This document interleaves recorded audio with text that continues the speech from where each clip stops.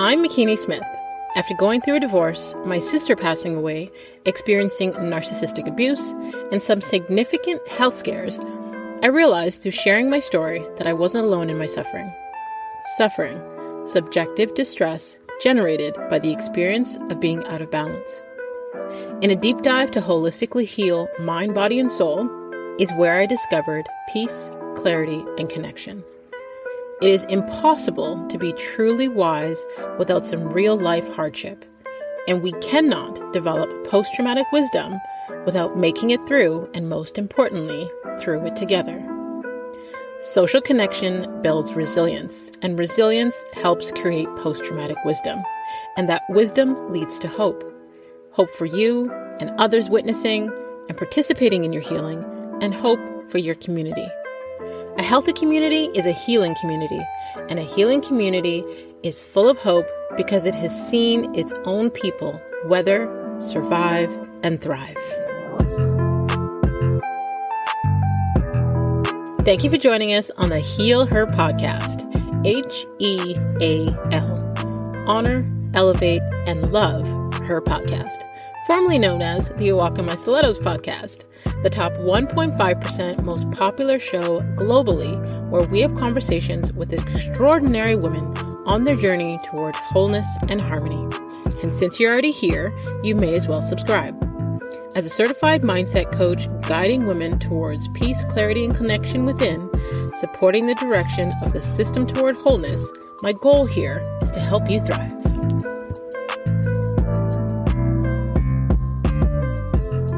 Kelsi Sheren is the CEO, podcast host, and author of Brass and Unity. She's a Canadian veteran who served as an artillery gunner and CST in Afghanistan in 2009 with Canadian, American, and British military. After deploying to Afghanistan at 19, Kelsi was diagnosed with PTSD and TBI and sent home only to begin a new war, the war with herself. When a therapist recommended art therapy, Kelsi started making jewelry out of spent bullet casings. 20% of net profits go towards helping veterans who are suffering from PTSD, depression, anxiety, and suicide.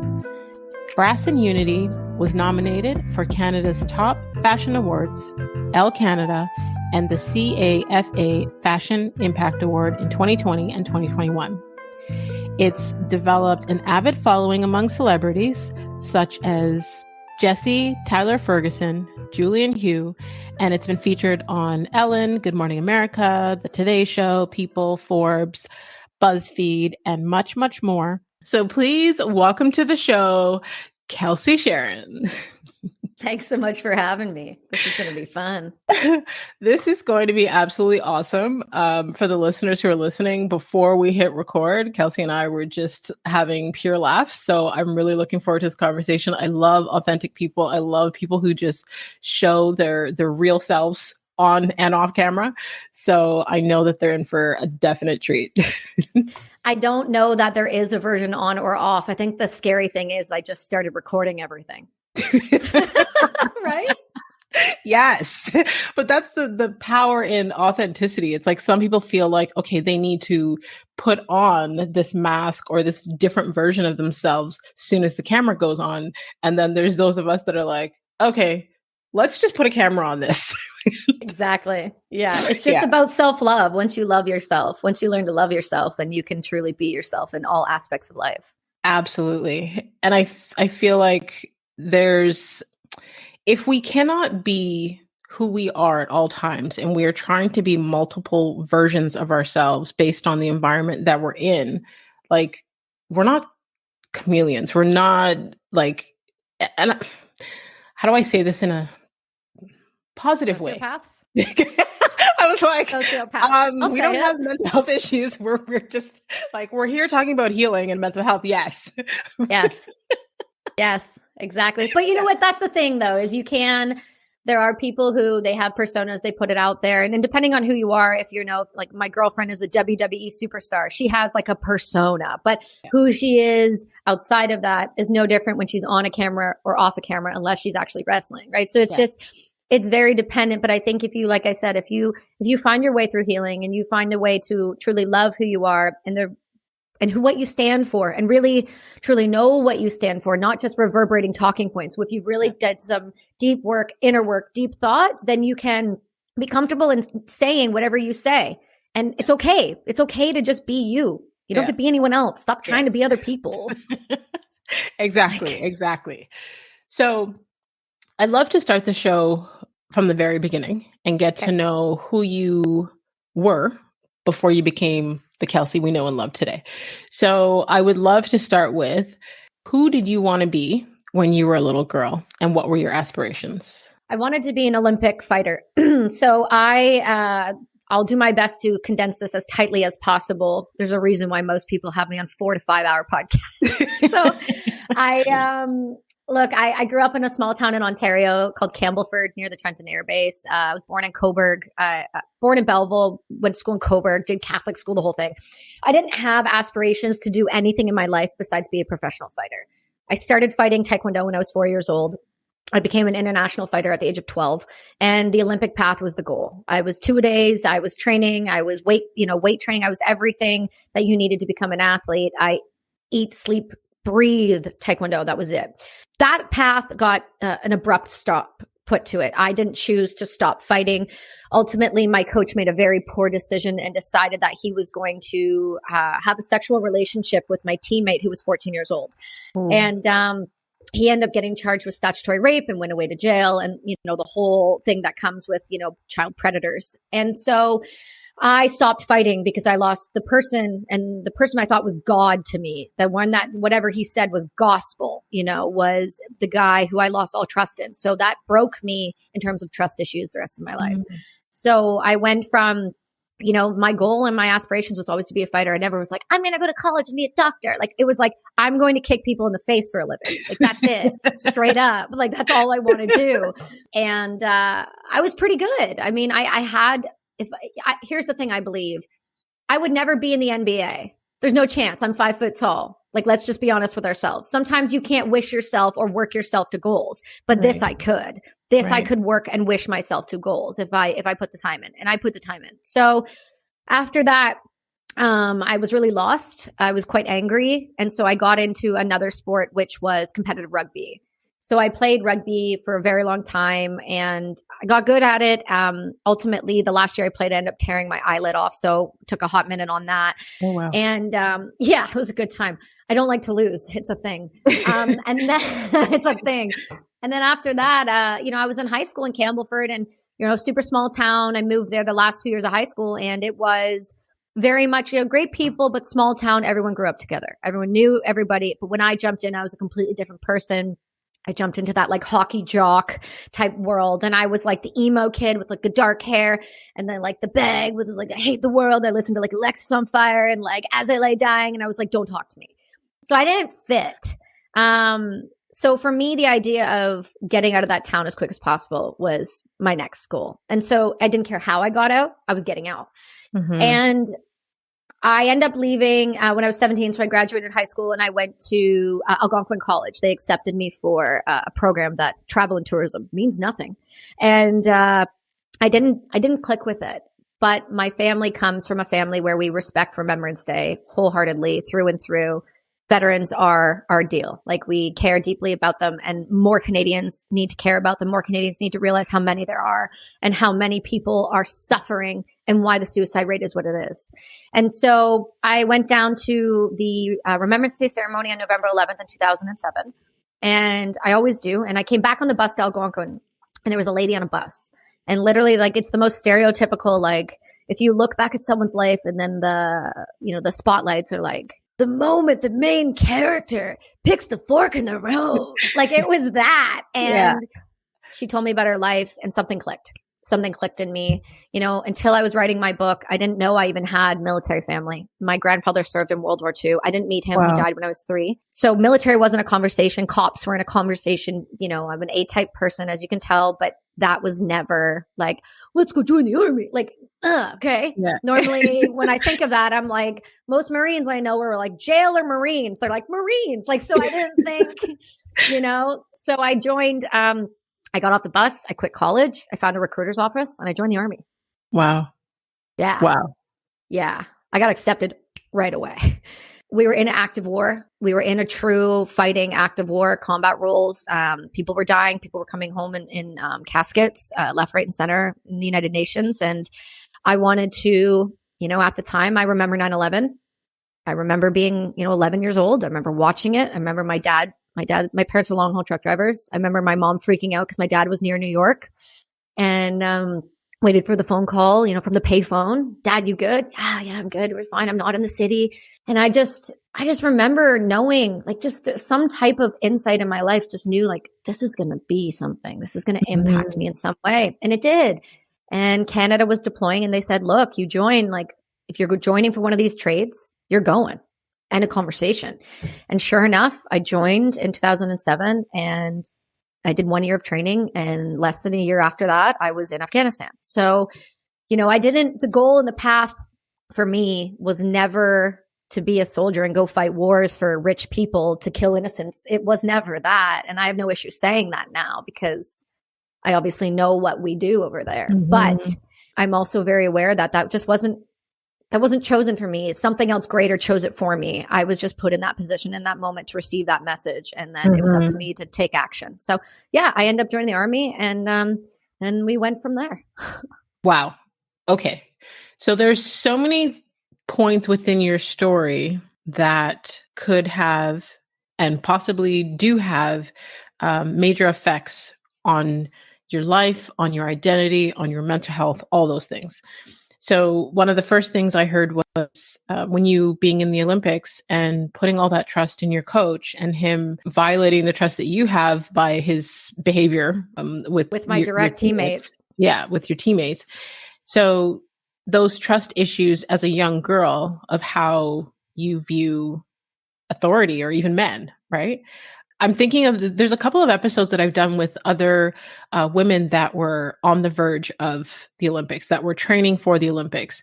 One girl listened to her coach and did something that she knew she couldn't do at a competition and ended up being paralyzed from the neck down, and her entire life changed. There's another young woman who basically, I think it was her partner who was jealous of her going into the Olympics, and then she ended up being physically abused and then, wasn't able to physically go. But it's like listening to all of your stories. It's like when you have this great calling on your life to do these great things and you're at that moment where it's about to happen, and then something that someone else does. And all three cases with you ladies, it was men. I guess, how do you feel that that's affected you going forward? Yeah, so I'll make a quick correction because I know people like to pick apart my episodes. So I wasn't going to the Olympics yet. I was just won the nationals. Next step was fighting the international level. And so I was on the training path and I was moving from juniors into the WTF, into the adult version. So let me just make that abundantly clear because there are people that are very nitpicky. So I get it.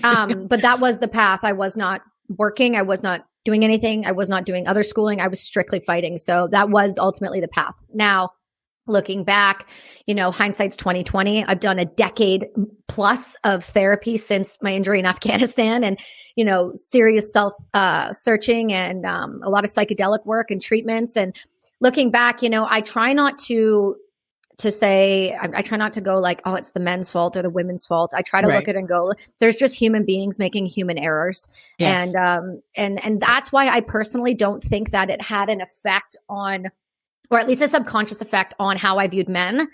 When I served predominantly, actually all men, and I didn't have an issue with that. I think what it did do to me though was harden me. It hardened me in the way that the trust with men was a little different. It was never like, men make me nervous and uncomfortable because I can handle myself. It was always like, I didn't see it because I was a child. So it's like, you can't blame yourself because of course you didn't see it, but the adults around me were noticing it and the adults weren't making the decision. So as being a mom now and a wife and an adult, barely, let's be honest with ourselves. I try so hard to be patient with myself and give myself some grace and realize that I make mistakes even as a grown-ass adult. Yeah.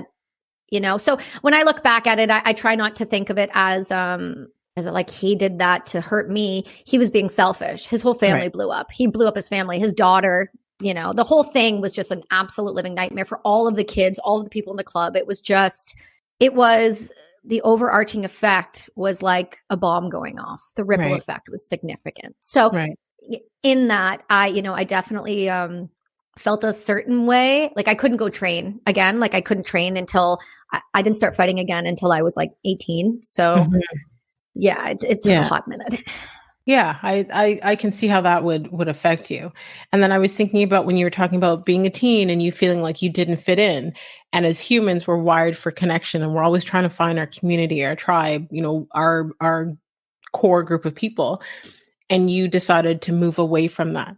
Because we are all adults walking around with our trauma responses from our childhood wounds, do you feel that you not fitting in those younger years, that affected who you are presently? I mean, 1,000%. I think I could have gone off the rails like very easily. Like I look back at moments in my life, when we were, doing certain things or at parties or whatever. And I look and I go, yeah, that could have gone sideways quick. Like, that could have changed trajectory massively. But I'm a big believer in just because you can't see what's going on around you doesn't mean that there aren't people protecting you. And, and I feel it. I feel everything very intensely.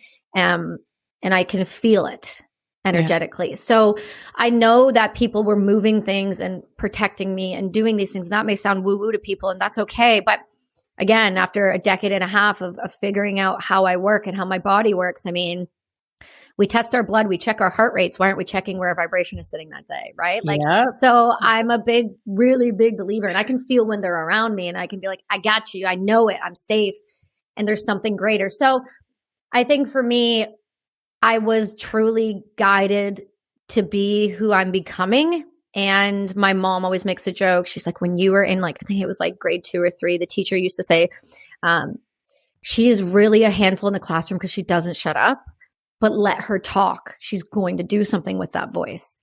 Now, if all of this didn't happen to me and everything I didn't decide to go, if I didn't have the misfit age and wanting to actually leave that town and, go to the blah, blah, blah, blah, blah, I would not be, 200 episodes deep and an author and a this and a speaker and a blah, blah, blah, blah, blah. I mean, I wouldn't have. I would have stayed in the town, married somebody from high school, had babies and been like, this is my life. And that is fine for some people. But some people are cut from a different cloth and are made for more. And that's also okay too. Yeah, I agree with you 1,000%. Even the example that you gave of you being a talker and in school, like I strongly believe in education. But as someone who ran in an election here in Canada as a candidate, I do not agree with how our traditional school system functions. It's not built for people to thrive. It's built for people to conform. So they want you all to sit quiet. Down, sit up. Yeah.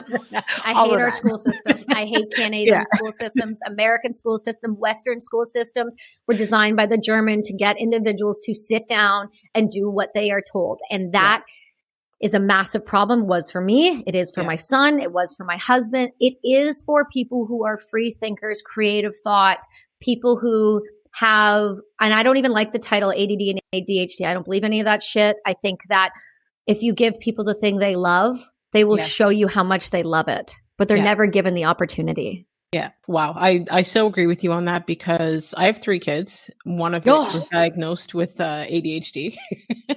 And so many children. Right. I have 3 of my own and I have 2 bonus sons. So, yeah. Okay. Okay. So one of my children was diagnosed with ADHD when she was in elementary school, and watching her and observing her and learning from her, what I've learned is that title to me, based on her behavior and studying her personality and her characteristics, when she is interested in something, she thrives. She excels. There is nothing you can tell her. She does excellent. If she is not interested in it, her brain shuts off and says, no, thank you. It doesn't mean that she doesn't know. Like, it doesn't why mean why do we need to title these? Exactly. It's just them trying to force them into certain things. And my son today, so my son is my youngest. He's 17 and he's on exam week. And yesterday's exam, he was like, Mom, the teacher said, I think in the class in general, he's getting like a 95 or 96. And on the exam, he got a 98%. He got one question wrong. And I was so proud of him. And I know, and I have known this since he was a year old, that this kid is special. He's got genius genes within him. But when it comes to his functioning in school, he's not interested in certain subjects. So he has difficulty doing the assignments. He has difficulty handing things in. He has difficulty paying attention in class. He's quiet, so he's not disruptive, but he's not interested. So he's basically failing some classes and excelling in the ones that he's interested in, but yet they want to label them under the ADD, ADHD, all of those things because they're not conforming to what they want everyone else to do. And look at that from an adult's perspective. That child is going to thrive as an adult because he gets to choose what he wants to do. But yet we're so quick to do that. What that then should happen is you should sit down with those teachers and those principals and go, look, you can clearly see he's brilliant. So why aren't we giving him a break on this, or give him more phys ed, or give him more of this to make up extra credit for that? But our teachers don't think this way because our teachers are babysitters, poorly paid babysitters. And that's not an insult towards teachers. It's just, if this day and age in 2023, in June, on the 20th of June, you're still going, I want to be a teacher. Get the fuck out of here. Turn your brain on. Go do something else, because all that you're doing is reverberating information that most of these children do not need. And most of them will never use. So change your teaching style. If kids are not wanting to conform, then get them outside where they should be anyway. Little boys shouldn't be sitting. We all understand that. Stop trying to medicate them. The reason we do labels is because it's easier for the schools and the systems to get kicks on the pharmaceutical medication they're going to numb your kids with and have long-term damage. So Canada has a really huge reputation of doing shitty things in schools to kids since way back. I don't know if you remember how we just killed all of our native children. So, we don't allow for the conversation to be different. We don't allow for the teachers to say, like, you know what, this kid really isn't great at math, but you know what, he kills it at art. So let's do extra art. Let's do extra this, and let's get them excited to learn. But instead we put them in rooms with concrete and say, don't go outside, eat your lunch in 10-minute spans. And we go, oh, you have a tummy ache. Gee, I wonder why. Our system is broken, and that's okay to say. Yep, I agree with you 1,000%. If we just on the topic of mental health and how it affects people in general, like our textbooks haven't been updated in like 15 years. Well, think about how the world has changed in 15 years, how life changed in 15 years. Like, you know what I mean? So we could go on a tangent on that forever. I want to get into how you being deployed in Afghanistan affected your mental health, and you being diagnosed with PTSD, post-traumatic stress disorder, and how you have been working through that. Yeah. Again, I'll do my best to scrape over this because, a lot of people, and fair enough, when they look or find out about me, the first thing they go to is they want to talk about my age 19. Like, I'm 34 now. And since then I've done extraordinary things with extraordinary people, including Alana, who you had on the show recently. And I've been fortunate enough to have like a career after the military, which is taking a long time to get to, but we are here now. And so I deployed in April of 2009 until September of 2009 through the fighting season, which is, for people who don't understand that, it is when the Taliban harvest their opium, and that's when the guns are moving and the drugs are moving, and that's when they've put up the biggest fight. This is where everybody comes out to play. And so fighting season is a serious time. In 2009, the British lost some of the most people they ever lost in the war, same with Canadians and Americans. 2009 and a couple other of the years are big years for Afghanistan. I was a female gunner, I was on the artillery. So if people don't know what that means, I shot the 155 millimeter howitzers that throw a 100-pound round up to 40 kilometers. If you're thinking of, well, what does that still mean? Think back to movies where you hear the boom. I'm shooting that gun. Oh, wow. And I'm shooting it over top of infantry that are underneath. And we're protecting them, and, we're making sure that they don't get overrun. And we're doing things like that. I was the only female on my gun troop. And I was in an all-French unit from Vaquetier, and I did not speak French. So that was a treat. I have no issue being the woman in the room. I'll just tell everyone to get off. Like, that's where my strengths lied with, oh, aren't you nervous about being assaulted? I'm more of a problem for you than I am a risk. Right. So I kept myself that way. I was very fortunate in that. Not a lot of women were, but I was. It's because I had strong leadership at the very beginning when I joined my career, right? I had women that showed me how to show up. You know, Mariette Labonte, she's at Petawawa. I had Catherine Fontaine, like she's my height. She's a beast. These women showed me how to be, if you're going to do this job, you're going to do it right. And then Marc LeBlanc, who's still in, he was my sergeant. And the first day he looked at me and said, I do not want you on my gun. And he was straight to my face. And now he's one of the biggest characters in my book, and he helped keep me alive. I'm really grateful for that man. So, for me, I end up doing that job. But then, throughout that tour, I got a phone call. Well, they got a phone call and I got pulled off the guns and I was going to go play infantry. And so I went with the British military as their female attaché, their CST, the cultural support team. And my job was to kick the door in, take the women and kids into a separate room and search them. And so I went on a foot patrol with the British, and ultimately we had some deaths and we had some IEDs and we had, all the bits that go with war, the stuff that people see in movies, the running and shooting, the explosions, the picking up body pieces, the horrific things that people don't want to talk about because they're too hard to talk about.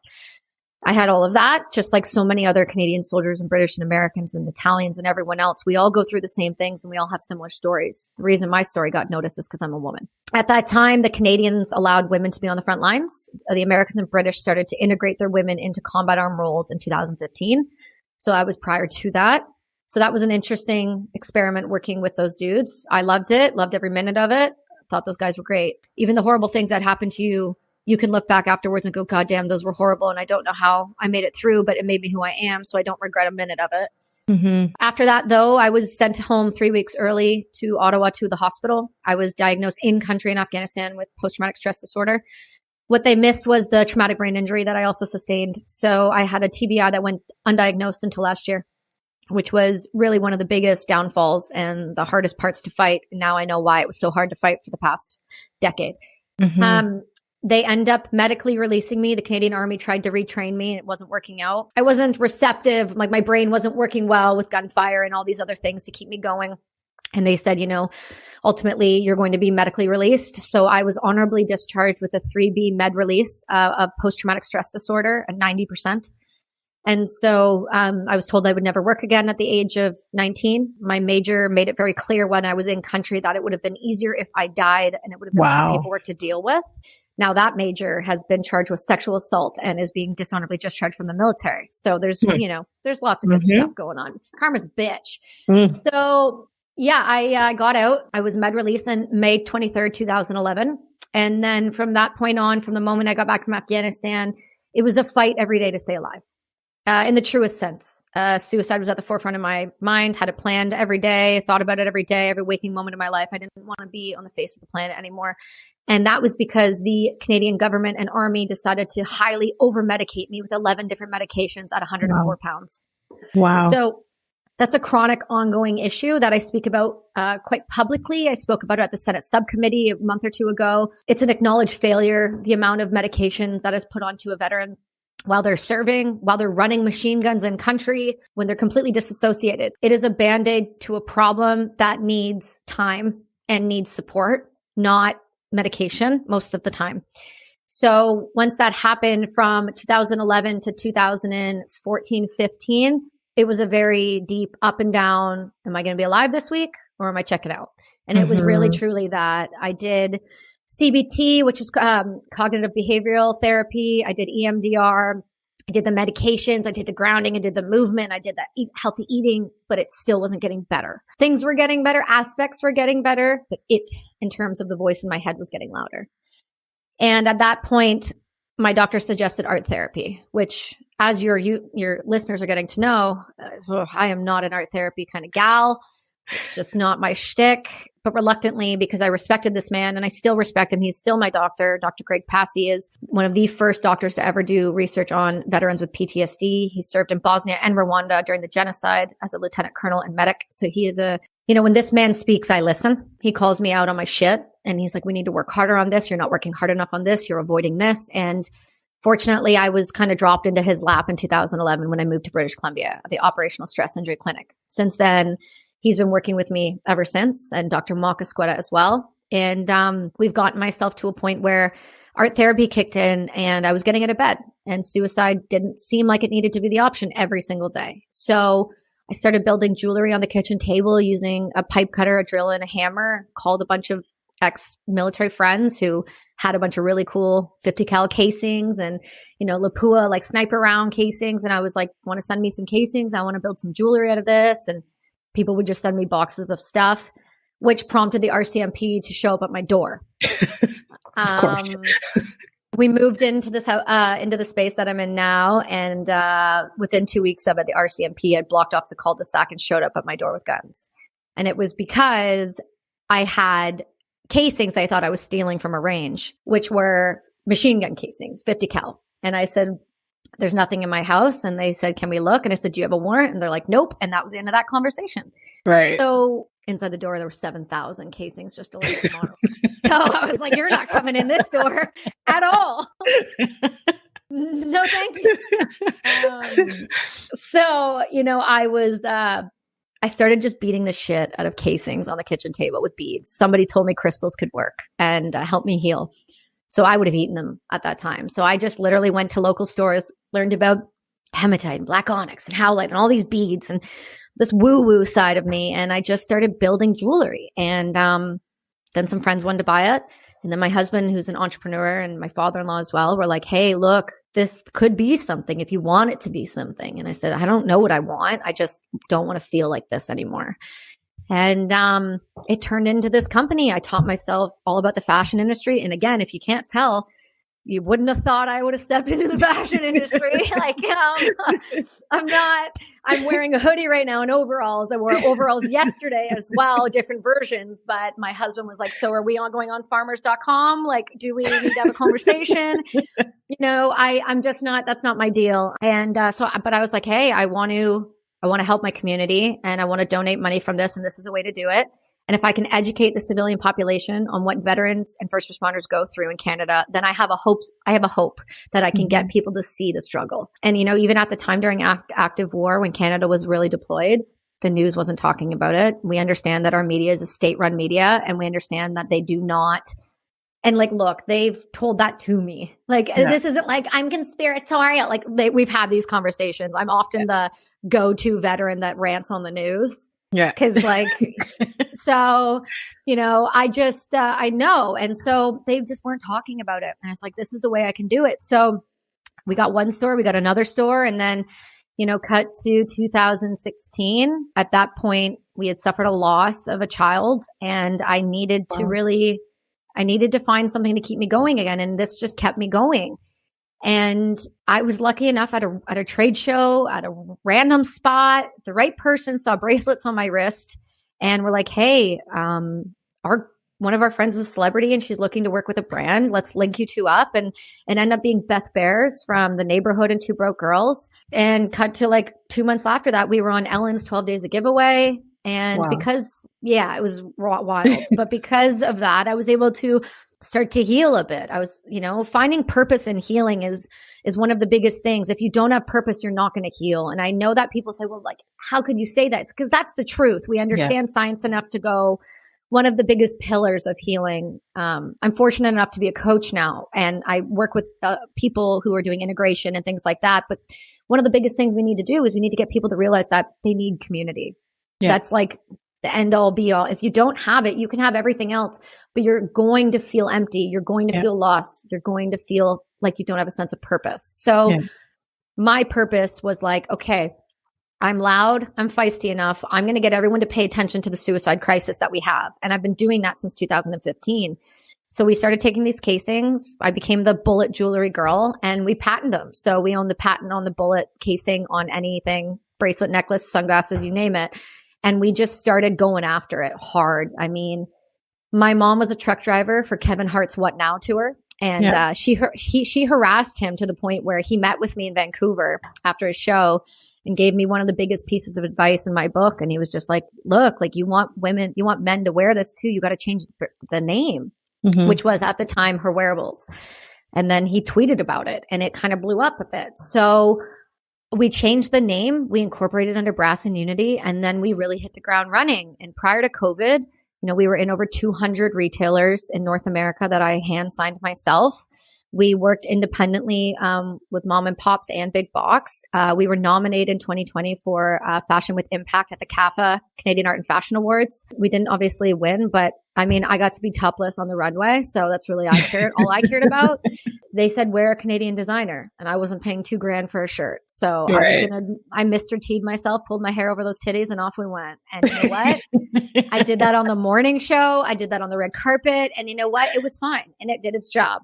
Yeah. We got people talking. And the point was, if I could show people that some of the worst things that have ever happened to me don't have to be my story, they don't have to be the end all be all of me, and that I can heal from these using tools like art therapy, then I was going to run this into the ground. Yeah. And in saying that, you know, I'm also super aware that trauma is trauma is trauma, and the worst thing that's ever happened to you is the worst thing that's ever happened to you. Some people, the worst thing that's ever happened to them, and I don't say this facetiously, is like their coffee wasn't hot enough at Starbucks that day. And that's the end of their world. And that's okay, because we each have cups to fill. And my cup might just be a bit bigger than yours, or might be a bit smaller. You know, for me, the stuff that happened to me overseas happened to guys day in and day out for years on years on years. And, you know, it didn't affect them at that moment. But for me, it crippled me when it happened. And I couldn't do anything about it. I had a physiological response where my brain shut down. It just, I call it my light switch moment. The light switch went off. I physically felt it. And a wall came down in my brain and said, nope, hard stop on that. And that's what happened. But because of the brand, I've been able to, you know, work with incredible organizations in Canada and the United States and all over the world. And I've been able to help, you know, provide funds by either working with them on a collab product or donating a portion of our proceeds. Like, we're a for-profit company. I don't pretend to be like I'm a nonprofit. I'm not. I don't do any of that. We sell jewelry and we donate the portion of the proceeds. And at the end of the day, we're an awareness company in the truest sense of, you know, before all these companies were doing like, hey, we donate and we did this. It's like, I've been screaming from the rooftops about a suicide crisis for a hot minute. And because it's not sexy and because it's not like the celebrity screaming about it, no one seems to care. But, you know, over the past 2 years, we've gone from 22 a day to the median average is 29 a day and up to 44 a day dying by suicide. So something's got to give here. And so we just need to get louder. So we developed a product called the Buddy Check bracelet, which is the one I'm wearing. You can't see it on camera, but it's just a little paracord bracelet, and they come in a pack of 2. And the whole thing is they prompt you to call a buddy and check on them. And you don't have to have served. This means a girlfriend, a boyfriend, a guy you know, someone at work. Buy a pack, call your buddy, and save a life, because you would be shocked how much of a difference that little bracelet can make when somebody knows that somebody else is accountable to them, that somebody else is thinking of them. And that's really what, you know, spun me into this. And, you know, a lot of my healing, I owe to Dr. Passy, but I also owe to Heroic Hearts Project, which is an organization that takes veterans on psychedelic treatments. And ayahuasca was ultimately the psychedelic of my choice that I've sat with now several times and has been my saving grace.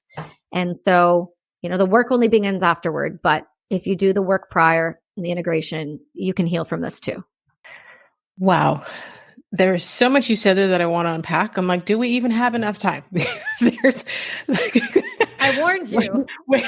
It's all good. We're going to have you back on for a second episode, girl. For sure.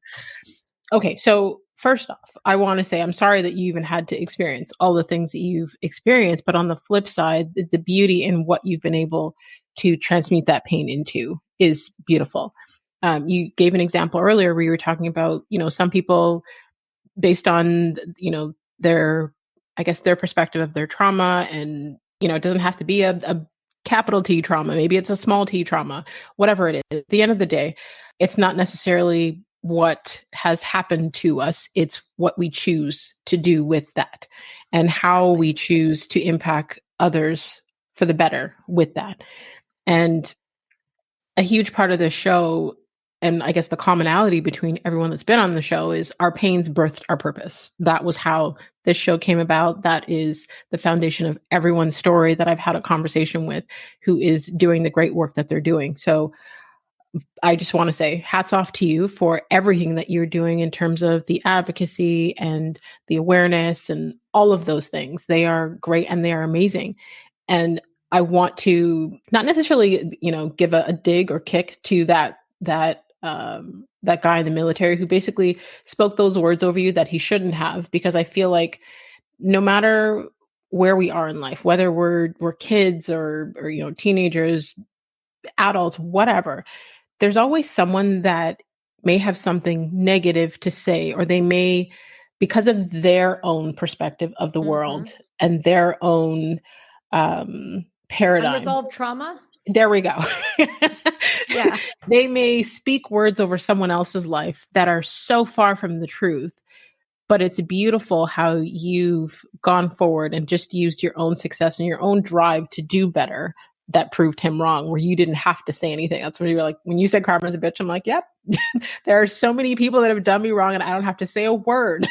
It's like, but it's frustrating in the moment, obviously, because there are also people that will hold on to that depending on their healed space and their headspace, what they allow that to do. Because there are people that I do know presently that are constantly living on negative words that were spoken to them or over them, and they are held hostage by that and unable to move forward and preventing themselves from doing the things that they want to do because of what someone else has said. So I just want to hats off to you for that. Well, thank you. You don't have to apologize for some dickwit's short-sighted opinion. It doesn't affect me. I wrote about him in the book. He'll live in infamy in Canadian history for the rest of existence for saying that. So I'm all good about it. I feel good about it. He just gave me another reason to write more, Yeah. Like at the time, of course, it broke me. And at the time, but like I said, when you can heal enough and you can do the work enough, you're able to realize that day, what he was feeling inside was just a projection of how he felt about himself. Absolutely. Yeah. Right? That's what happens when you assault 7 women. Eventually the guilt's going to eat you alive and you're going to project that out onto others. And so now I'm able to see it as that. And I just call him Major Dick. So, his last name, his initial is a D. So I figured it was fitting, but ultimately there's so much to gain from our trauma. If we are sat down and showed, like a quick example, when I did Jocko's podcast the first time, he said to me, Kelsie, if someone took you aside after everything that happened to you and said, what you're feeling is normal, what you're experiencing is normal, how your brain is wrapping around what just happened is normal. Just give it some time. You will be okay. Mm-hmm. He goes, do you think you would have ended up the same way? And I said, no, I think I would have been fine. Do you know why? Because I needed someone to tell the 19-year-old me that what just happened, as horrific as it was, this is normal in war. This will not be forever. You will not feel this way forever. But instead, the Canadian military slapped 11 different pharmaceutical medications on it and said, this is how we get you better. We numb you out. We make you feel nothing at all. And then we keep you on it for a decade so that when you try to have children or you try to feel or you try to experience anything or have a sex drive or anything, we're going to fuck your body for life. But it's okay because we're going to make money off of the vending machine that is you and our Canadian veterans. And if that doesn't work, we're going to offer you MAID instead, because that is also the other solution to the Canadian military's problem with the epidemic of PTSD and veterans coming home. It's cheaper to kill us than it is to pay us what we're owed for going to war on behalf of this country. So I think that I made it through what I made it through. I survived what I survived. I continue to fight daily and advocate daily. And I'm not saying we're advocating in the same way of we donate 1% and we advocate for people to all be happy and not be bullied. Bitch, people need to be bullied a little. You know why? Because it's going to either turn you out to be the badass that you're meant to be, or it's going to break you. And it'll take time to get through that, but you need some hardship. Soft times make soft people. And that's where we are right now. I'm not allowing that. And I'm taking my hard times and I'm allowing them to make me the baddest bitch that will walk the face of this earth because of what happened to me, not in spite of. You know what I mean? We can all do this, but we have to see our trauma as a gift, as horrific as that sounds. You just have to, or it will break you in half. Absolutely. Personally, I have a hard time being close friends with someone that hasn't experienced any hardship. I feel it's almost and I'm a huge empath. I'm a softie. but I can't handle people that haven't had any real life experience. I feel like not only does it make us more understanding, more empathetic, show more compassion, but it's like we can't avoid pain. It's a part of life. We need to stop trying to, though. Yeah. Yeah. I agree. And I feel like the struggle comes in when we're trying to act like there's no pain or that we can do it by ourselves or there's no, like, it's, yeah, I can go on a whole tangent about this, so I won't. You're gonna come on my show on the Brass and Unity podcast, and we're gonna rant for hours because that's where we have long form conversations. It's going to be amazing. Yeah, definitely. Yeah, I will definitely take you up on that. There was a couple other things that you mentioned that I wanted to touch on, especially when you talked about, either being the first woman to do certain things or like the only or being different from the men. So Dr. Brene Brown has a phrase where she talks about being first only different and the weight that comes with that, and first only different of anything.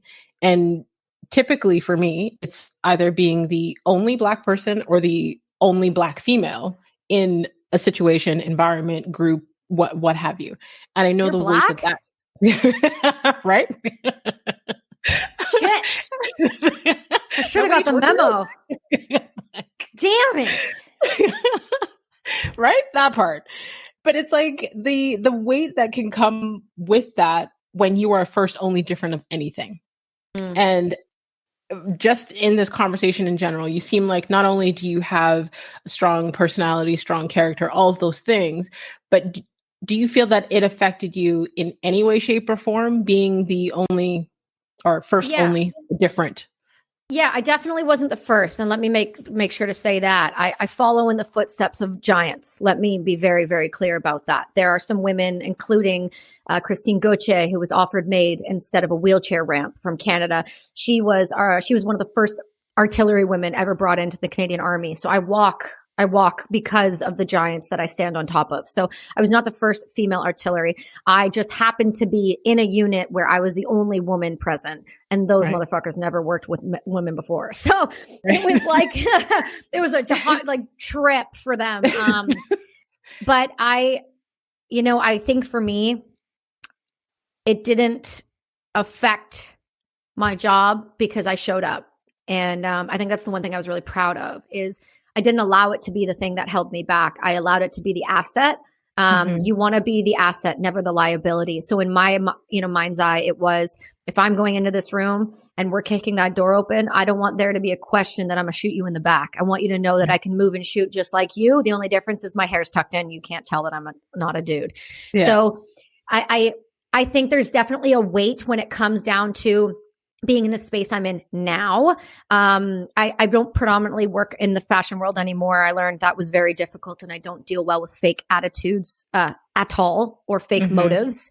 So I definitely am more in the veteran space for sure. But what I will say is, if I look at podcasting and I look at the veteran space, if you look at Jocko and Cleared Hot and all these other really big shows, I am the woman that is doing it in my space. There's a reason I wear the crown. Heavy is the head, right? I don't fuck with that. That's the truth. I wear the crown, and there isn't a hierarchical place in the space. And I have climbed myself to the top of it. It is very obvious. I can tell because, certain shows will talk to Navy SEALs and Army Rangers and JTF2 dudes, but they don't want to have the hard conversation with the woman. And most of the time it's because they've had trauma with women. Most of the times they don't know how to talk to women. They feel insecure about it. So they don't want to sit down and have the difficult conversation. But I have no issue calling that exactly what it is. I don't say, you're not talking to me because I have a vagina. I'm just like, it's cool when you're ready to have a true, honest, real, in-depth conversation about the other side of war, not just with the men experience, but with the women and the mothers experience. I'm here. I'll be right here. I'm not going anywhere. I'm just going to the top. You're just going to get on a list. I'll get to you when I get to you. I don't play the woman card. I play the I'm here and I'm ready to play whenever you realize my worth. I know my worth, and that isn't changing. Yeah. So there is a weight for sure, 1,000%. But instead of me burdening myself with that weight, I take that weight, I throw it on my back, and I use it to get stronger. That's it. Yeah. That's simple. Yeah. There was something else that you said that I wanted to unpack as well, because I think you said it quite a few times where you ended up doing something that you felt was quote unquote not your thing, but how you were able to be successful in it. You know, whether it be, I think you mentioned like based on your size or based on your personality or based on your fashion, any of those things, but you still were open to those opportunities and basically the blessings and rewards that were brought to you and the impact that you were able to make from that. I wanted to point that out because I know that very often, very, very often, not even just through coaching, but through my day-to-day interactions with people where you hear, oh, well, that's not my thing. So people are immediately closed off to, oh, well, I'm not this type of person. So, you know, naturally, because we keep telling ourselves that, our brain is going to find every reason to justify that, right? 100%. 100%. So I love that you were still open to it. So I'm wondering if there's any tips that you can give the listeners that have that mindset of, oh, that's not my thing, about being more open to those things to stop blocking their own blessings. Yeah, for sure. I think it starts with a gratitude practice every day. I think as long as you are grateful, the world will keep giving you more in abundance. One of the greatest things my mother ever did for me was cut out the word can't out of the dictionary. It sounds silly and sounds stupid and it sounds whatever. But that's the first thing I do. If there's a dictionary in our house, we go cut out the word can't, because it's just not a word I subscribe to, or it doesn't exist in my opinion, because anybody can do anything. This world was created by nobody smarter than you. So why can't you do it? Yeah. If it's not your thing, then why don't you find out and try it? If you're always going to suck at everything the first time. Let's just be straight about it. First time I did a triathlon, I got third last out of the water, but then I got on the bike where I can ride and I can run. So I got up and did it. I wasn't a triathlete, but I am now. You know, I didn't set that out. I wasn't a mom, but I am now. You know, I wasn't a business owner, but I am now. I wasn't any of the things I was supposed to be, but I am now because I chose to take the chance. The worst thing and the biggest failure is, number one, people are more fearful of failing than anything else. So they will never go and achieve it. And everything you want in your life is standing right behind that word fear. Yeah. So people don't even bother starting. Yeah. If you don't start, you will never, ever know. So the least you can do, and I try to tell my coaching clients this, is pick one thing that you're like, hey, I'm a little nervous about trying that, and go and try it. That's it. Just start, do one thing. Show yourself that it's not going to be the end of your world if you just try one different thing. Yeah. That's it. I love that. That's great advice. I love when you mentioned fear, I immediately thought of, myself maybe about 10 years ago. I was afraid of everything. And, there's a few things that I'm still afraid of, spiders. But I used to be afraid of everything, like, flying on an airplane, public speaking, all those things that I do now. And it was looking at fear as an acronym. And I remember back then I learned it was like false evidence appearing real. And as I forced myself out of my comfort zone to do the things I was afraid of, the blessings that came from it, I was like, oh, wow, like everything I've ever wanted is on the other side of fear. All the rewards are there. So, through coaching, learning how to push through that process to get to that reward. But it's like face everything and rise. So anytime I think of anything, I just keep telling myself, face everything and rise and push my way through. We always talk about, trying to overcome fear. Some people don't necessarily ever overcome it. It's learning to push through it, learning through the uncomfortability. Like I used to be terrified of public speaking. My brain would shut down and I'd be a mute and I would stand there and just stare and blink my eyes. Now I'm public speaking for a living. Fear still exists. The anxiety is there, but I look at that energy as excitement. I'm excited to share. I'm excited to connect. I'm excited for all those things. But again, telling myself just before I get on stage, face everything and rise instead of allowing the fear to take over. No, it's true. You have to. If you can just give yourself a break and put yourself outside of your comfort zone, the more difficult, the more I lean in. Yes. The lessons are learned in the difficult spots. They're not learned in the comfort. We need to stop acting as if making everything easy and comfortable is the way to move generations forward. It's not.